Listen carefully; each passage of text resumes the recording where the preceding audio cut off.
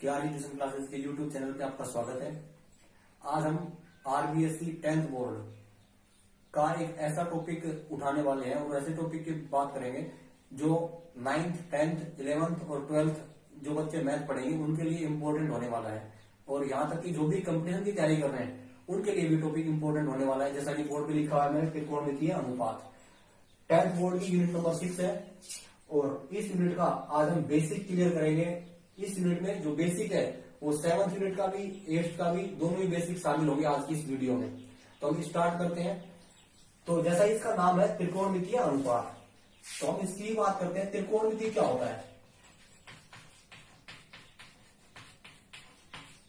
त्रिकोणमिति त्रिकोणमिति एक गणित की शाखा है जिसके अंदर हम किसी भी त्रिभुज के कोणों और रेखाओं के मध्य संबंध ज्ञात करते हैं।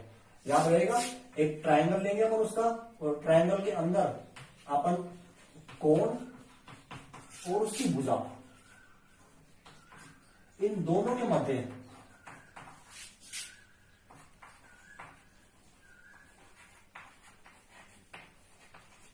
संबंध ज्ञात करते हैं। याद रहेगा कि गणित की एक ऐसी शाखा जिसके अंदर हम किसी भी त्रिभुज के भुजाओं और कोणों के मध्य संबंध ज्ञात करते हैं, उसको अपन बोलते हैं त्रिकोणमिति। इसके बाद हमारे पास है त्रिकोणमितीय अनुपात।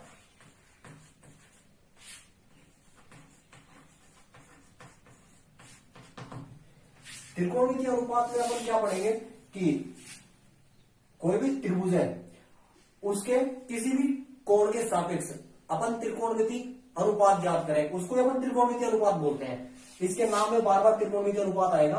कोई भी ट्रायंगल हो गया, राइट एंगल ट्रायंगल होना चाहिए, मतलब 90 डिग्री का त्रिभुज। इस त्रिभुज के जो भी न्यून कोण है उन न्यून कोणों के सापेक्ष अपन भुजाओं का अनुपात ज्ञात करें, वो क्या कहलाएगा? इसका त्रिकोणमितीय अनुपात कहलाएगा। ठीक, इसके बाद फिर अपने पास में आता है क्या? एक ट्रायंगल के प्रति प्रमेय आती है पाइथागोरस प्रमेय। पाइथागोरस प्रमेय सबसे पहली बात तो इस प्रमेय के बारे में इंपॉर्टेंस ये है कि ये प्रमेय सिर्फ राइट एंगल ट्रायंगल में काम करेगी। मतलब कहने का ये हो गया कि हमारे पास एक समकोण त्रिभुज होना चाहिए। अगर समकोण त्रिभुज है तो हम इस प्रमेय का उपयोग कर सकते हैं। अब ये प्रमेय क्या है? इसमें क्या होता है कि किसी भी समकोण त्रिभुज में उसका समकोण बनाने वाली भुजाओं का वर्ग कर्ण के वर्ग के बराबर होता है। कहने का मतलब क्या हुआ कि कोई भी त्रिभुज है अपने पास में, ये राइट एंगल ट्रायंगल है, तो जो राइट एंगल ट्रायंगल होता है यानी कि 90 डिग्री का जो कोण है उसके सामने जो ये भुजा है, ये वाली, अगर इसको नाम दे अपन ए, बी और सी, तो जो अपने पास AC है वो इसका क्या कहलाएगा? कर्ण कहलाएगा। AB जो है वो इसका क्या कहलाएगा? आधार कहलाएगा। और A, B और C जो है वो क्या कहलाएगा? इसका लंब कहलाएगा। तो इस प्रमेय के अनुसार, पाइथागोरस प्रमेय के अनुसार, किसी भी समकोण त्रिभुज में समकोण बनाने वाली रेखाओं के वर्गों का योग कर्ण के वर्ग के बराबर होता है। तो इसके अकॉर्डिंग क्या आएगा कि कर्ण का स्क्वायर इक्वल टू आधार का स्क्वायर प्लस में लंब का स्क्वायर। ये होती है अपने पास में पाइथागोरस प्रमेय। मतलब अगर अपने पास में कोई भी ट्रायंगल है, अगर वो राइट एंगल ट्रायंगल है तो अपन उसके दो भुजाएं दे रखी है तो अपन तीसरी भुजा का मान अपन निकाल सकते हैं। किसके अनुसार? पाइथागोरस प्रमेय के अनुसार। इसके बाद फिर अपन बात करते हैं त्रिकोणमितीय अनुपातों की। तो त्रिकोणमितीय जो अनुपात होते हैं इनको सब जानते हैं अपन, क्या होता है? साइन थीटा ऐसे चलते रहते हैं और लास्ट इसका होता है कोसाइन थीटा। अगर इनकी संख्या की बात करें तो ये टोटल कितने होते हैं अपने पास में? 6 होते हैं। तो इसको शॉर्ट फॉर्म में, इन त्रिकोणमितीय अनुपातों को शॉर्ट फॉर्म में अपन क्या लिख देते हैं? T ratio. या फिर अपन और शॉर्ट करें इसको तो ये हो जाएगा T और R। ठीक, ये इसका छोटा सा रेशियो हो गया। पहला अपना त्रिकोणमिति, दूसरा त्रिकोणमितीय अनुपात और फिर तीसरी आई पाइथागोरस प्रमेय। इसके बाद ये जो 6 होते हैं अपने पास में त्रिकोणमितीय अनुपात। अपन इनके संबंध की बात करें तो उसमें एक छोटा सा टॉपिक इसके बाद एक टॉपिक और रहता है अपना, वो आता है त्रिकोणमितीय सर्वसमीकाएं, ट्रिग्नोमेट्रिक आइडेंटिटीज।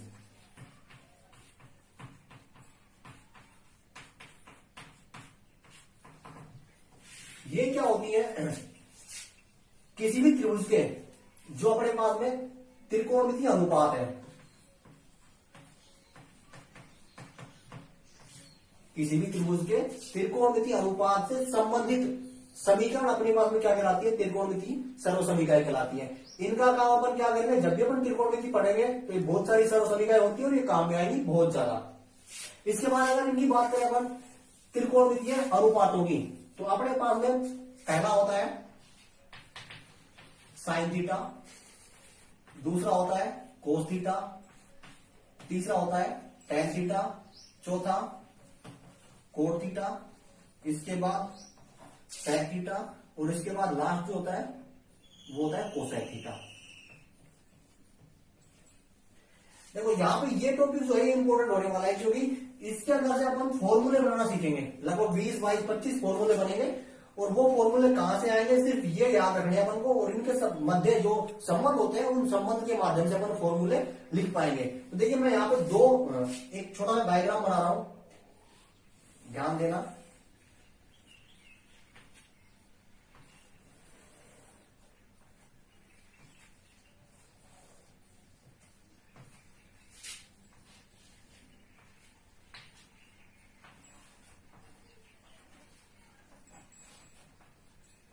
ये जो एरो मैंने बनाया है, ये मैंने संबंध दिए हैं इनको कि साइन थीटा रिलेटेड होता है किससे, कोस थीटा से। इधर इस वाले एरो से अपन पढ़े तो साइन थीटा किससे रिलेटेड होगा, कोस थीटा से, सॉरी कोसेक थीटा से, और कोस थीटा किससे रिलेटेड होगा, सेक थीटा से, और टेन थीटा किससे रिलेटेड होगा, कोट थीटा से। अगर इधर बात करें तो यहाँ पे साइन थीटा किससे रिलेटेड है, कोस थीटा से, टेन किससे रिलेटेड है, कोट थीटा से, और सेक किससे रिलेटेड है, कोसेक थीटा से। अब ये दोनों रिलेशन अलग अलग कैसे हैं, तो अगर इनकी अलग अलग की बात करें तो ये जो आते हैं इधर वाले रेशो, ये आते हैं 90 माइनस थीटा के रूप में। मतलब कि अगर अपन साइन को लिख रहे हैं ऐसे लिखते हैं साइन थीटा, अगर थीटा को हटा के यहां पे अपन लिखते हैं 90 माइनस थीटा, तो इसका जो फॉर्मेशन बनेगा ये रिलेशन कहा जाएगा, कोस में। तो यहां पर मेरे पास में आ जाएगा क्या, कोस थीटा, यानी sine 90 minus theta cos theta हो जाएगा। और इधर वाले रिलेशन की बात करें तो ये साइन थीटा बड़ा एक संबंध रखता है किससे, कोसेक थीटा से। तो ये वाला जो संबंध है ये आएगा 1/t रेशियो, यानी टी आर। ये कहां से आएगा, 1/t रेशियो। तो और ये क्या होता है कि अगर अपन ये जो त्रिकोणमितीय अनुपात है इनको अगर 1/में लिख दे तो फिर ये वाला संबंध लगेगा, और अगर इनको 90 माइनस थीटा के रूप में लिख दे तो फिर ये वाले संबंध लगेंगे। मतलब इसका मतलब क्या हो गया कि अगर अपन लिख दे 1/sin थीटा, पहले वाला ही, अगर इसको अपन 1/ नीचे क्या लिखते हैं, टी रेशियो यानी त्रिकोणमितीय अनुपात, तो नीचे अपन लिख दिया 1/t रेशियो त्रिकोणमितीय अनुपात, तो 1/sin थीटा। और ये किस इक्वल हो जाएगा, इसको ले आओ जहां मैंने एरो लगाया था, कहां लगाया था, कोसेक थीटा, तो इसका जो मान हो जाएगा वो हो जाएगा कोसेक थीटा। इससे अपन फॉर्मूले बनाएंगे। ये ध्यान देने की चीज है। देखो मैं पहले 1/t रेशियो से बना रहा हूं, 1/tr से, ये पढ़ेंगे अपन पहले। तो नंबर 1, सबसे पहले मान अपन साइन थीटा का मान लिखते हैं, 1/, इसका उल्टा होगा किसका, कोसेक का, तो अपन क्या लिख देंगे, 1/cos थीटा। दूसरा है कोस कहां पे जा रहा है, सेक थीटा पे, यानी कि कोस जो होता है वो सेक थीटा का उल्टा होता है, यानी कि cos theta is equal to 1/सेक थीटा। फिर नंबर 3 कहां पहुंच गए, टेन पे। टेन क्या होगा, किसके एरो जा रहा है इसको, कोट थीटा पे, तो ये क्या होगा, 1/कोट थीटा। इसके बाद नंबर 4, अब अपन इनको भी लिखेंगे, कोट सेक और कोसेक को। तो कोट को लिखो पहले। देखो यहां पर लिखा था कि टेन उल्टा होता है किसका, कोट का, और अपन किसको लिख रहे हैं, कोट को, तो कोट किसका उल्टा हो जाएगा, टेन का, तो यहां पर क्या कर देंगे, 1/tan थीटा। नंबर 5, अब क्या रहेगा अपने पास में, सेक थीटा। सेक कहा था कोस में, देखो कोसेक थीटा इक्वल टू क्या होता है, 1/सेक थीटा, तो सेक को उठा के यहां ले आओ और कोस को उठा के यहां ले आओ, तो क्या बन जाएगा, 1/cos कोस थीटा, और लास्ट एंड फाइनल अपने पास में क्या रहेगा 6, ये क्या होता है कोसेक थीटा, और ये हो जाएगा अपने पास में 1 अपॉन साइन थीटा। तो ये तो हो गए 1 अपॉन टी रेडियो वाले।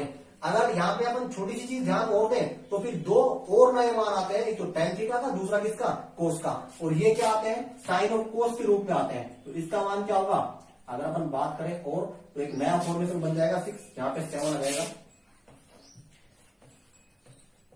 Ten theta is equal to हो जाएगा अपने पास में sine theta upon cos theta, ठीक। और दूसरा नंबर 8 ये होता है कोट थीटा। देखो यहां पे मैंने लिखा था कि कोट थीटा टेन का उल्टा होता है, और टेन का मान अपन ने क्या लिख दिया साइन अपॉन कोस। तो टेन का जो मान है उसको उल्टा कर दो, अभी क्या हो जाएगा कोस का मान बन जाएगा। तो क्या आ जाएगा cos theta upon sine theta. तो कुल मिला के 8 तो इसके हो गए 1 अपॉन टी रेशियो में, और दो नए फॉर्मूला अपन लिखे किसके टेन थीटा और कोट थीटा। अब अपन बात करते हैं किसकी 90 माइनस थीटा की। तो 90 माइनस थीटा के रूप में अगला अपन फॉर्मूला लिखेंगे, ये याद रखने की चीजें हैं। Number 9 sine theta. अब देखो साइन थीटा का मान लिख रहे हैं अपन, किसका होगा 90 माइनस थीटा, किसका होगा कोस का।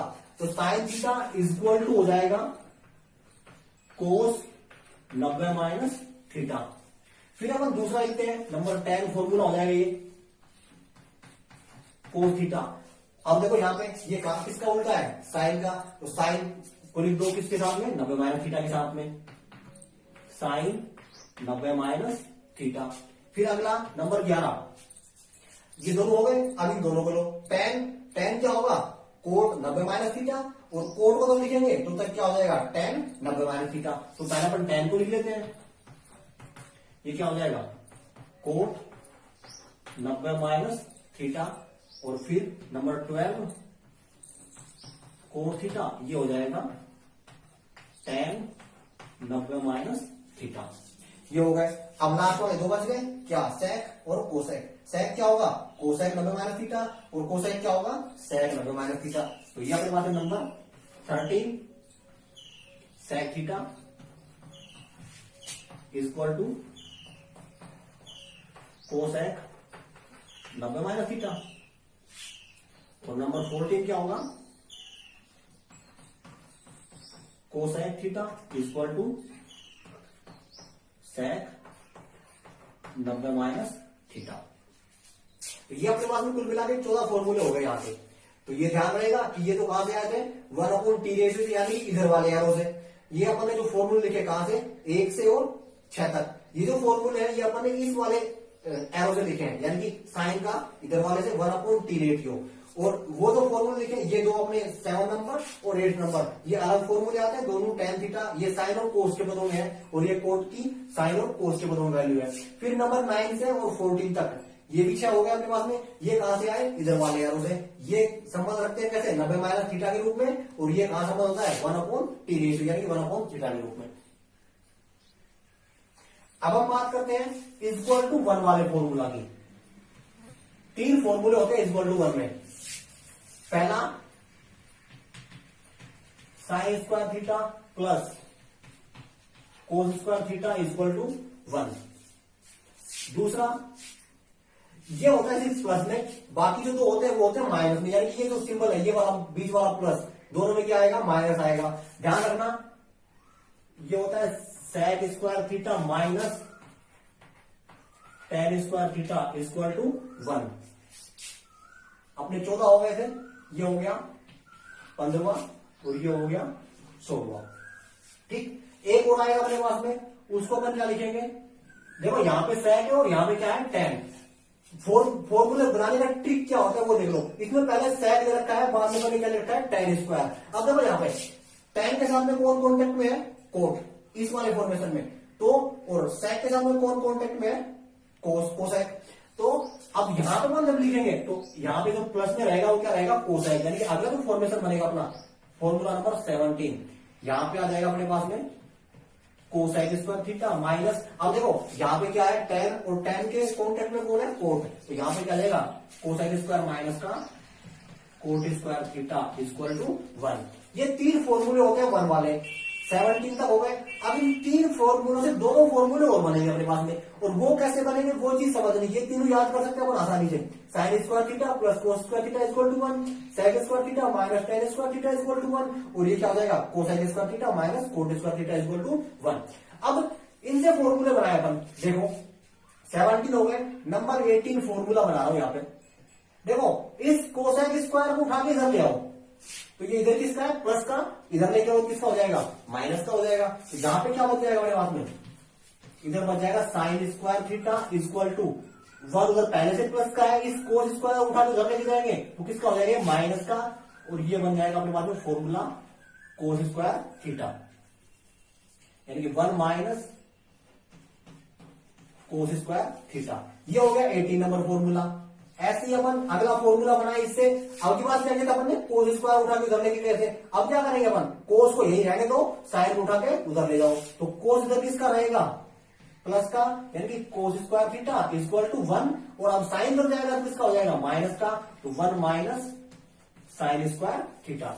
तो ये होगा अपने पास 2 फॉर्मूले। ऐसे अपन इनके बनाएंगे, इसका बनाएंगे तो क्या आएगा यहां से, देखो अब यहां पे एक चीज ध्यान देंगे, सेक स्क्वायर की वैल्यू में रखें 19 हो गया अपने पास में, ये फॉर्मूला नंबर 20।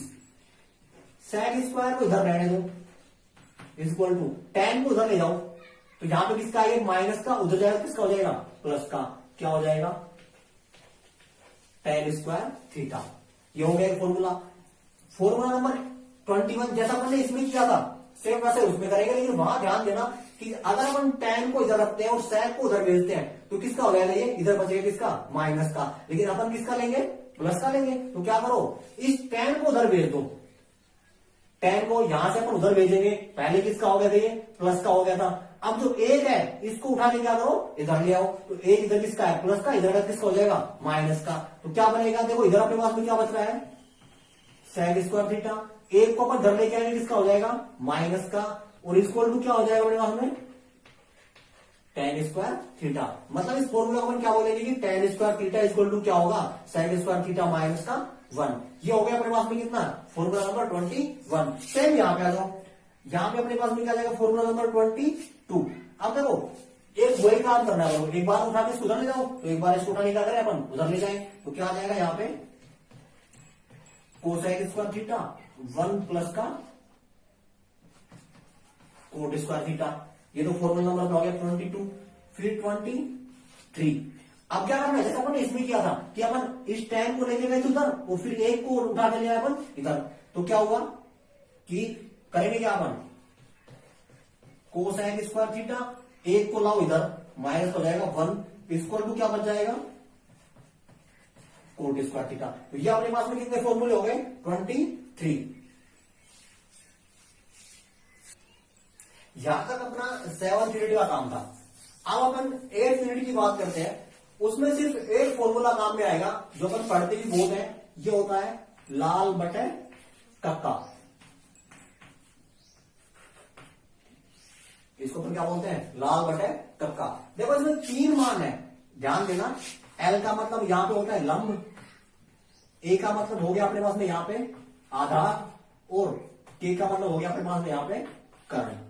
ठीक, ये जो पहला मान होता है ये होता है किसका साइन थीटा का, यानी कि साइन थीटा। देखो यहां पर अगर लिखना चाहे अपन तो लिखेंगे sine theta equal to L बटे के, यानी कि लंब बटे कर्ण। दूसरा जो मान होता है ये वाला, ये होता है अपने पास में कोस थीटा का, यानी कि दूसरा फॉर्मेशन में यहां पर बन जाएगा कोस थीटा इक्वल टू आधार बटे कर्ण। और लास्ट जो ये बहुत यूज में आएगा ये होता है किसका tan थीटा का। सबसे ज्यादा फॉर्मूला वही यूज आएगा नंबर 3, क्या हो जाएगा tan थीटा इक्वल टू लंब बटे आधार। यहां ध्यान देने की बात यह है कि ये जो फॉर्मूले हैं ये सिर्फ और सिर्फ समकोण त्रिभुज में लगते हैं। कौन त्रिभुज में समकोण त्रिभुज में, बाकी और कहीं ये किसी में काम नहीं आएंगे। और ये जो फॉर्मूले हैं यूनिट नंबर 8 में काम में आएंगे बहुत ज्यादा, क्योंकि वहां पे उस यूनिट में अपने पास में एक तो चित्र इंपॉर्टेंट रहेगा, सॉरी डायग्राम इंपॉर्टेंट रहेगा, और अगर डायग्राम अपन बना लेंगे तो वहां उसका क्वेश्चन हाफ सोल्व हो गया, बाद में अपन को सिर्फ कैलकुलेशन करनी है और फॉर्मूला के ऊपर ही डिपेंड रहेगा वो। और दूसरी बात, वो फॉर्मूला और उसके साथ में डायग्राम अगर बना लोगे, डायग्राम और उस प्रश्नावली के बन गए तो क्वेश्चन बड़ी आसानी से सोल्व हो जाएंगे। सिर्फ शर्त ये है कि आपको ये फॉर्मूले याद रखने होंगे। मान लो अपन यहाँ पे ट्रायंगल ले लेते हैं, ये ट्रायंगल हो गया, मान लो ये P, ये Q और ये R, और ये अपने पास में क्या हो गया 90 डिग्री एंगल। तो फिर अपन इसको क्या बोल देंगे, A यानी कि आधार, सॉरी ये हो जाएगा अपना लंब, ये क्या हो जाएगा A आधार, और ये क्या हो जाएगा K कर्ण। अब इनके अकॉर्डिंग देखो साइन थीटा इक्वल टू क्या था, लंब बटे कर्ण। अगर इस ट्रायंगल की बात करें तो लंब का मान क्या है अपने पास में Q और R, तो यहां पर मान रखते इसका Q और R बटे कर्ण की वैल्यू क्या है P और R, ये इसका मान हो जाएगा। ऐसी अगर इसकी बात करें कोस थीटा की, तो ऊपर क्या है आधार का वैल्यू क्या है P और Q, और कर्ण की वैल्यू क्या है P और R। ठीक, तीसरा tan की वैल्यू क्या आएगी लंब बटे आधार, तो लंब क्या है अपने पास में, लंब की वैल्यू हो जाएगी Q और R बटे आधार की वैल्यू अपने पास में क्या है P और Q। ये हो गया इस ट्रायंगल के रेस्पेक्ट में इनके मान। अब बच गए अपने पास में तीन कोण कौन से, एक तो नंबर 4 कोट थीटा। देखो ये कोट थीटा की वैल्यू अपन ऐसे ही लिखें, इन्हीं में लंब बटे आधार या फिर लाल बटे कर्ता के रूप में इसकी वैल्यू लिखें। तो इसकी वैल्यू कैसे लिखेंगे, यहां पे आओ भाई, tan थीटा किसका उल्टा होता है कोट का, कोट किसका उल्टा होता है tan का। अब आपको वैल्यू किसकी चाहिए कोट की, तो क्या करो tan को उठा के उल्टा कर दो। तो tan की वैल्यू क्या है लंब बटे आधार, तो इसकी वैल्यू क्या हो जाएगी, अब एक को ऊपर ले जाओ, एल को क्या करो नीचे ले आओ, यानी कि आधार बटे लंब, तो इसको भी उल्टा कर दो, क्या आएगा PQ बटे QR। फिर नंबर 5 क्या होता है sec थीटा। अब देखो sec थीटा किसका उल्टा होता है कोस का, ये वाला 1/sin की बात करेंगे अपन यहाँ पे, तो cos theta equal to 1/sec theta होता है। तो cos की वैल्यू जो है उसको क्या कर दो उल्टा कर दो, cos की वैल्यू क्या है आधार बटे कर्ण, तो इसको उल्टा कर दो, क्या आ जाएगा कर्ण बटे आधार इक्वल टू, तो इसको भी उल्टा कर दो PR बटे PQ। और लास्ट अपना 6 जो रह गया वो होता है क्या कोसेक। अगर समझ में आ गया तो अपन कोसेक की वैल्यू लिख देंगे, किसका उल्टा होता है कोसेक उल्टा होता है किसका साइन का, और साइन की वैल्यू अपने पास में ये रही लंब बटे कर्ण, तो क्या करें अपन कर्ण बटे लंब इक्वल टू क्या हो जाएगा PR बटे QR। तो ऊपर का जाएगा क्या PR और नीचे क्या जाएगा QR। ये अपने पास में हो गए 6 फॉर्मूले, कौन से सूत्र में लाल बटे कक्का वाले फॉर्मूले। अब अपन बात करते हैं टेबल की। तो टेबल में अपन क्या करना है कि या तो अपन साइन की वैल्यू रख लें, और अगर साइन की वैल्यू रख लेंगे तो अपन पूरी टेबल बना पाएंगे, और अगर रख नहीं सकते तो फिर अपन साइन की वैल्यू निकालना सीखते हैं। तो वो निकलेगी कैसे, देखो पहले साइन की वैल्यू जो होती है साइन 0 की वैल्यू होती 0, साइन 30 इसकी वैल्यू होती 1/2, साइन 45 इसकी होती 1/√2, साइन 60 इसकी होती है √3/2, और साइन 90 इसकी होती है 1। ठीक, अगर ये वैल्यू अपन रट पाते हैं याद रख पाते हैं तो अपन इस टेबल को बड़ी आसानी से बना लेंगे। मान लो अगर ये वैल्यू भी नहीं याद रख पाते तो फिर क्या करते हैं अपन इस वैल्यू को निकालना सीखते हैं। और निकालेंगे कैसे कि अपन को यहाँ पे काउंटिंग लिखनी है, और काउंटिंग कहां से 0 से स्टार्ट करनी है, और क्या करना है अपन को जहां तक पहुंचते हैं वहां तक लिखनी है। तो देखो 0 1 2 3 4 ये लिख दिया। अब हम क्या करना है इन सब के भाग में क्या कर दो 4 कर दो, यानी इस सब में किसका भाग दो 4 का भाग दो, तो क्या जाएगा 0/4 1/4 2/4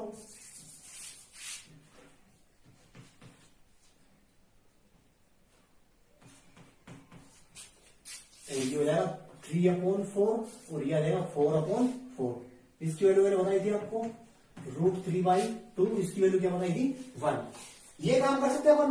अब क्या करना है कि इन सब का क्या कर दो रूट, तो इन जो वैल्यू मैंने ऊपर बनाई थी उन सब का क्या कर दो रूट कर दो, तो ये हो जाएगा। अब देखो अब अपन मान निकालते हैं, तो ये तो क्या होगा अपने 0/4 इसका रूट, तो इसकी वैल्यू तो क्या आएगी 0, क्योंकि ऊपर क्या अपने पास में 0 है। इसकी वैल्यू निकालते हैं, 1 का रूट करेंगे क्या आएगा अपने पास में 1 ही आएगा। 4 का रूट करेंगे क्या हो जाएगा 2, 1/2 ये वैल्यू अपने पास में आ जाएगी। फिर अब देखो ये sin 45 की वैल्यू अपन कैसे निकालते हैं, इसमें थोड़ा दिक्कत आएगी। ऊपर है अपने पास में 2 और नीचे क्या है 4 और इस पूरे का क्या है अपने पास में रूट। देखो 2 का रूट पॉइंट में वैल्यू होती है इसकी, लेकिन वैसे सिंगल डिजिट में वैल्यू नहीं आएगी। 4 की क्या होती है 2, अगर 4 का रूट करेंगे क्या आएगा 2। अब ये बन गया अपना √2/2। यूनिट नंबर 6 में ऐसी बहुत बार होगी, ऐसी इक्वेशन बहुत बार बनेगी, ऐसी टर्म्स बहुत बार बनेगी। इसको सॉल्व करने का तरीका ये है कि जो ऊपर संख्या है, अगर ऊपर रूट वाली संख्या है तो उस सेम संख्या से ऊपर गुणा कर दो और नीचे गुणा कर दो, यानी कि उस संख्या से भाग भी दो और उस संख्या से क्या कर दो गुणा कर दो। तो ऊपर अपने पास में क्या है √2, तो √2 से ही ऊपर गुणा कर दो और √2 से क्या कर दो नीचे गुणा कर दो। जब भी अपन रूट वाली संख्या को रूट वाली संख्या से गुणा करते हैं तो उससे अंदर वाले जो डिजिट होते हैं वो गुणा हो जाते हैं और उनका रूट लग जाता है। अगर इसका लिखना चाहे तो 2 दूनी 4, ये हो जाएगा 4 और इसका क्या लग जाएगा रूट, तो इसकी वैल्यू क्या आएगी 2 और नीचे क्या जाएगा 2√2, या फिर यहां पे लिख दिया अपन 2√2, तो क्या आएगा 2 से 2 कैंसिल, क्या बच गया अपने पास में 1/√2 और ये वैल्यू किसकी है sin 45 की, तो ये वैल्यू ऐसे आएगी। ठीक, अब आगे बात करते हैं अपन sin 60 की। सिंपल सा है ऊपर तो √3/4, √3 की वैल्यू अपन नहीं लिखते हैं क्योंकि पॉइंट में होती है और √4 की वैल्यू अपन जानते कितनी होती है 2, तो क्या जाएगा √3/2। यहाँ पे √4 की वैल्यू क्या होती है 2, भाई ऊपर वाला जो 4 है उसकी वैल्यू भी क्या जाएगी 2 और नीचे वाला जो 4 है उसकी वैल्यू क्या जाएगी 2 और 2 से 2 कैंसिल, क्या बच जाएगा 1 बच जाएगा। तो sin 90 की वैल्यू कितनी आ जाएगी 1। ठीक है, अब हमको किसकी चाहिए कोस की। देखो कोस की वैल्यू जब भी निकालते हैं अपन फॉर्मूला पढ़ते हैं किसका कोस थीटा, क्या होता है sin 90 माइनस थीटा।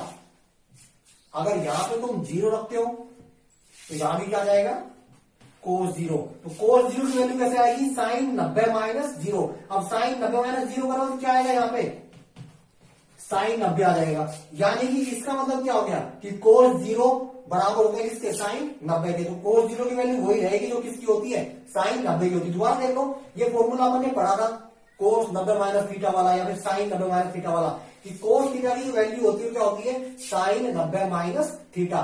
और यहाँ पे 0 लगा दिया अपन ने क्योंकि अपन को किसका मान चाहिए sin 90 का मान चाहिए, तो यहाँ अगर 0 लिख दिया अपन तो यहाँ पे क्या आ जाएगा 0 आ जाएगा। तो cos 0 इक्वल टू क्या आ जाएगा sin 90 माइनस 0। sin 90 में 0 हटाओ क्या बच जाएगा 90 ही बच जाएगा, तो ये वैल्यू क्या हो जाएगी sin 90 और यहाँ क्या आ रहा है अपना cos 0। तो सब cos 0 और sin 90 की वैल्यू क्या होती है इक्वल होती है। तो मतलब क्या होगा कि sin 90 की वैल्यू क्या होती है 1, तो cos 0 की क्या होगी 1। अब क्या करना है इस वैल्यू उठा के यहाँ ले आओ, मतलब उसको वहां से घुमा के यहाँ लिख देंगे अपन, तो यहाँ क्या जाएगा √3/2 sin 90 और सॉरी sin 45 और cos 45 दोनों की वैल्यू क्या होती है सेम होती है। इसको उठा के यहां ले आओ 1/2 और इसको उठा के यहां ले आओ 0। ठीक, ऐसे वैल्यू आ जाएगी। मतलब क्या हुआ कि sin 0 की वैल्यू cos 90 के बराबर, sin 30 की वैल्यू cos 60 के बराबर, sin 45 cos 45 equal to sin 60 की वैल्यू cos 30 की वैल्यू और sin 90 की वैल्यू cos 0 की वैल्यू। अब अपन बात करते हैं tan थीटा की। देखो tan थीटा इक्वल टू अपन ने फॉर्मूला नंबर 7 पढ़ा था sin theta upon cos theta. मतलब क्या है कि अगर tan की वैल्यू निकालना चाहते हो और मानो यहाँ पे 0 कर दिया तुमने, tan 0 की वैल्यू चाहिए तो ये दोनों थीटा भी क्या हो जाएंगे 0 हो जाएंगे। क्या हो जाएगा tan 0 की वैल्यू निकालो, sin 0 की जो वैल्यू है उसमें cos 0 की वैल्यू क्या कर दो भाग दे दो।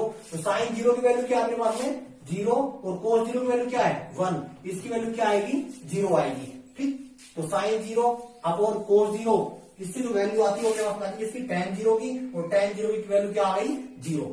अब यहाँ पे फिर वही काम कि sin की वैल्यू को cos की वैल्यू को भाग दो, ऊपर क्या है 1/2, इसमें भाग किसका देखते हैं वो sin 30 की वैल्यू थी अपने पास में 1/2, sin सॉरी cos 30 की वैल्यू अपने पास √3/2, इसका भाग दो √3/2। अब नीचे वाली जो 2 है वो कहां चली जाएगी गुणा में, तो ये इक्वल टू क्या बन जाएगा 1/2 इक्वल टू 2 ऊपर और 3 नीचे, 2 से 2 कैंसिल, क्या आएगा 1/√3। तो tan 30 की जो वैल्यू है वो आ गई अपने पास में 1/√3। इसके बाद सेम ऐसे ही ये क्या होगा, देखो सेम संख्या है दोनों, अगर दोनों संख्याएं सेम है और भाग देंगे तो जब सेम संख्या में उसी संख्या का भाग देते हैं क्या आता है मेरे पास में 1 आएगा, तो इसकी वैल्यू क्या हो जाएगी 1। यहां पे करेंगे तो देखो क्या आएगा √3/2, इसका भाग देंगे तो संख्या क्या हो जाएगी उल्टी, 2 चल जाएगा ऊपर, 1 आ जाएगा कहां पे नीचे, 2 से 2 कैंसिल, √3/1 बच जाएगा, इसको अपन सिर्फ √3 लिखेंगे तो ये क्या हो जाएगा √3। यहां पे जो फॉर्मेशन बनेगी वो बनेगी 1/0। देखो नॉर्मली मैथ में अपन इसको क्या लिख देते हैं 1 लिख देंगे, लेकिन ये जब त्रिकोणमिति पढ़ रहे हैं तो क्या होगा कि 1/0, यहाँ पे 0 की वैल्यू 0 नहीं मानेंगे, कुछ ना कुछ मानते हैं। मान लो कोई भी लाखवां अंश है इसका, तो जब अपन इस बहुत छोटे अंश का भाग देंगे 1 में तो इसका भाग भी बहुत ज्यादा बार जाएगा। उसका मतलब क्या होगा कि इसका जो भाग जाएगा वो कितनी बार जाएगा, अनंत बार जाएगा, इंफिनिटी बार जाएगा। तो यहाँ तो 10/90 की जो वैल्यू है वो अपने पास में आ जाएगी इंफिनिटी, तो इसका अपन मान लिख देंगे क्या इंफिनिटी। अब सेम वही काम जो अपन ने कोस में किया था साइन का, तो 10 का अपन क्या कर देंगे कोड बना देंगे, कैसे वहां से वैल्यू उठा लो और ऐसे लिखते चले जाओ इंफिनिटी 3 1 1/√3 0। ठीक, ये हो गया अपने पास किसकी कोड की वैल्यू। अब सेक की देखो, सेक का अपन ने फॉर्मूला पढ़ा था क्या 1/cos थीटा। इसका कहने का मतलब क्या है कि अगर सेक की वैल्यू चाहिए, मान लो हम सेक 0 की वैल्यू चाहते हैं, सेक 0 की वैल्यू चाहते हैं तो भाग भी किसका देंगे यहाँ पे cos 0 का, तो 1 में किसका भाग दो cos की वैल्यू का भाग देते चले जाओ, किसकी वैल्यू आ जाएगी सेक की वैल्यू आ जाएगी। या फिर सिंपल सा मतलब यह है कि सेक का अगर मान चाहिए तो जो cos की जो वैल्यू है उसको पलट दो, ऊपर वाली संख्या नीचे और नीचे वाली ऊपर, किसकी वैल्यू आ जाएगी सेक की वैल्यू वापस चली जाएगी। देखो क्या आएगा cos 1/1 करेंगे क्या आएगा, ये तो 1 ही रहेगा, तो इसकी वैल्यू क्या हो जाएगी मेरे पास में 1 ही रहेगी। इसकी करें, मैंने कहा था नहीं उनकी वैल्यू को क्या कर दो पलट दो, ऊपर का नीचे नीचे का ऊपर, 2 कहां चल जाएगा ऊपर और 3 कहां जाएगा नीचे, तो 2/√3। इसका क्या हो जाएगा, इसको भी उल्टी कर दो √2, इसको भी उल्टा कर दो 2, और ये उल्टा करेंगे तो क्या आएगा 1/0, और क्या बन जाएगी इसकी इंफिनिटी, यानी कि इसकी वैल्यू क्या आ जाएगी अपने पास में इंफिनिटी आ जाएगी। अब सेम वही काम अपना क्या कि अपन को क्या करना है, वहां से वैल्यू उठाओ इंफिनिटी 2√2 2/√3, और यहां पे क्या देगा अपने पास में 1। तो ये अपने पास में क्या हो गई टेबल हो गई। ये जो टेबल है अगर इस टेबल को अपन पढ़ लेते तो यूनिट नंबर 6 पूरी शो हो जाएगी। इसी टेबल का यूज अपने पास में यूनिट नंबर 8 में होगा। और अगर अपन त्रिकोणमिति अच्छे से पढ़ना चाहते हैं तो ये सारी चीजें अपने को बिल्कुल क्लियर होनी चाहिए। अपन ये त्रिकोणमिति का बिल्कुल बेस है, अगर इस बेस को क्लियर कर लेंगे अपन तो अपन त्रिकोणमिति बड़ी आसानी से पढ़ पाएंगे। 10th आरबीएससी जो बोर्ड है उसकी 3 यूनिट चलती है इसके ऊपर, यूनिट नंबर 6, 7 और 8। तीनों यूनिट अगर ये बेस आपका क्लियर हो जाएगा तो तीनों यूनिट बड़ी आसानी से बड़े इसी तरीके से कर पाओगे। ये जो सारणी है मैंने तुम्हें बनाना सिखा दिया या फिर रटने के तरीके से बता दी, कैसे तुम करते हो तुम्हारी इच्छा के ऊपर डिपेंड करता है। रही बात आगे वाली प्रश्नावली की, तो इंपोर्टेंट क्वेश्चन और प्रश्नावली मैं कराता रहूंगा। अगर ये चैनल और ये वीडियो अगर अच्छी लगी तो इसको सब्सक्राइब और लाइक और शेयर जरूर कर दीजिए।